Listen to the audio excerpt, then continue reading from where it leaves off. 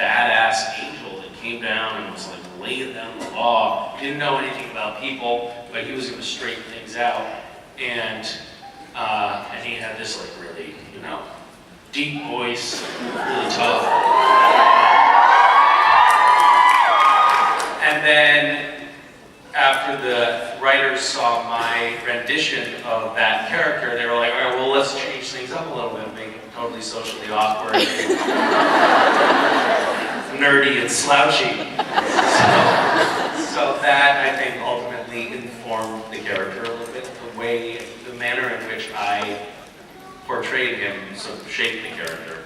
And I think of myself as a socially awkward person that doesn't really feel like I have grown up feeling like I didn't really fit in.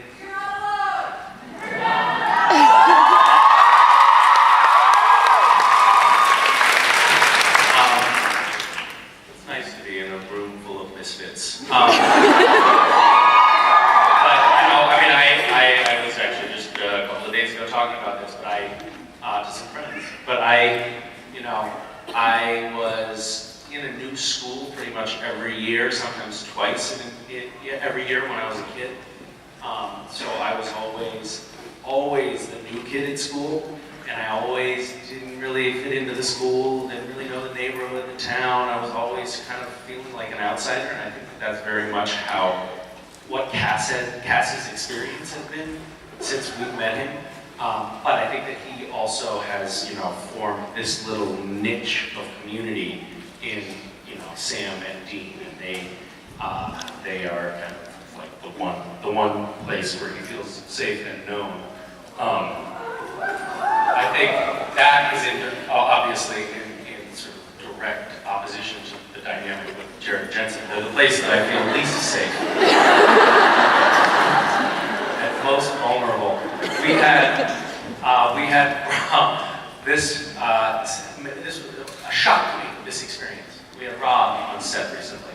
Rob is a great person, good man, through and through.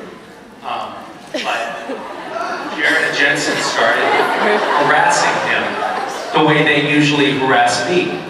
And it was really hard for him to do his, it was making it really hard for him to do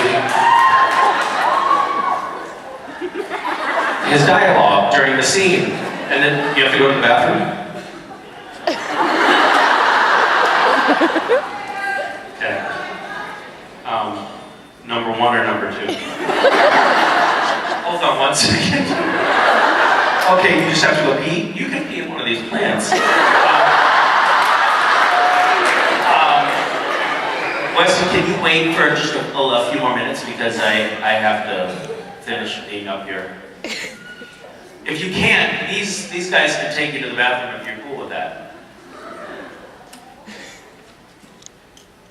I think we're okay. So anyway, they started doing what they usually do to me to Rob, which was the director's John Badham, a very storied and experienced film director who directed some amazing movies over the years. A man who has a lot of gravitas, and he's behind the monitors and watching Rob just sort of smile and snicker during very serious dialogue.